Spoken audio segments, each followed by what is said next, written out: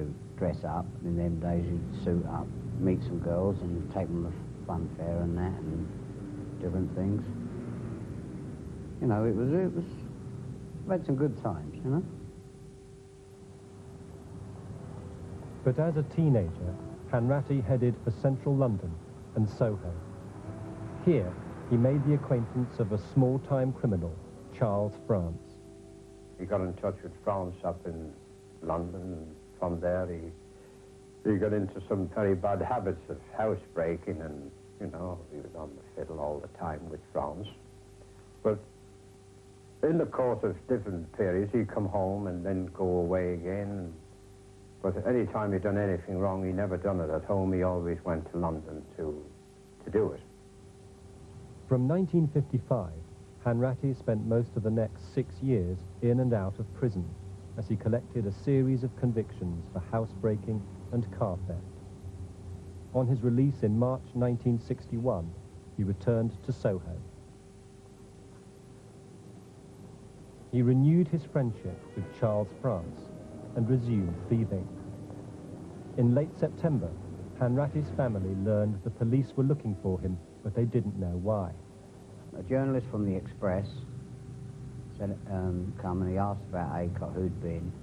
Father said, he said, do you know, it's serious, they want your son in connection with the A6 murder. Well, it was like hitting you with a bombshell. I went up to the rehearsal club, which I knew he used, to look for him, because I knew Jimmy wouldn't take this seriously.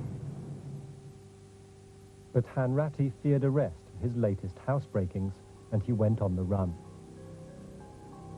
First, he telephoned Scotland Yard.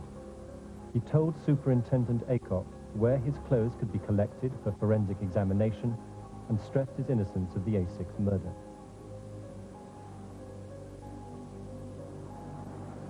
Then, he stole a Mark 7 Jaguar and drove north.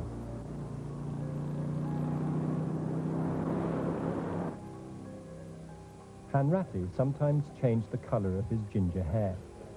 He dyed it twice more during his fortnight on the run, ending up a startling orange.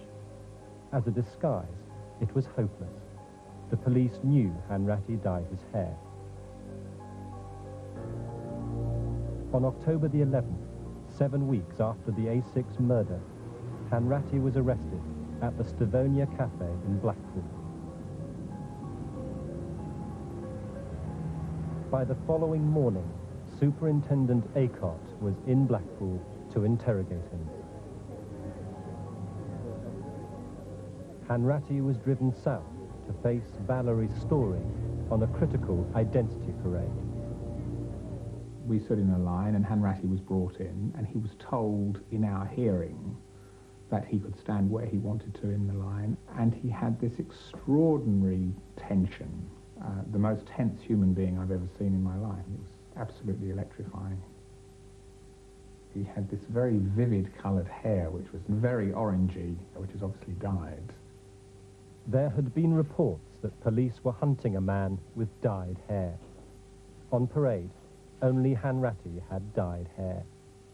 Valerie Story was brought in on like a trolley bed with a slightly sloping back, and then she was wheeled up and down and looked at everybody over and over again. The killer had a London accent.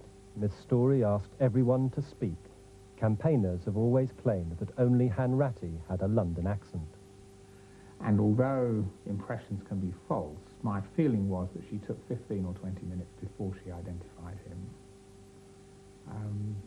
And that's about as much as I can remember. And she, too, was a very tense human being, which is pretty understandable.